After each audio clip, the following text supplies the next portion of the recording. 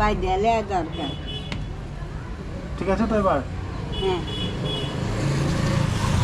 এই তো হয়েছে। হচ্ছে তাই তো? হুম। বেশ ভালো লাগছে।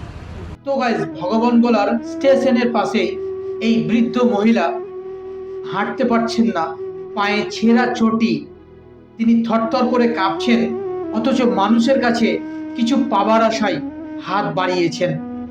দেখে সত্যি খুব মায়া লাগলো। আমি আর আলাজিনরা দাঁড়িয়ে গেলাম। ওনার জন্য একজোড়া নতুন চটির ব্যবস্থা করা হলো এবং হাতে কিছু টাকা দেওয়া হলো। সো গাইজ, ভিডিওটা অবশ্যই শেয়ার করবেন।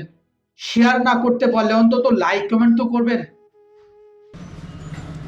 হ্যাঁ, নেন। ও স্যান্ডেল দিলে টাকা দিল না, থাক আপনি থাক বাবা, থাক না থাক, মেলায় খরচ করলে আমার লেগে।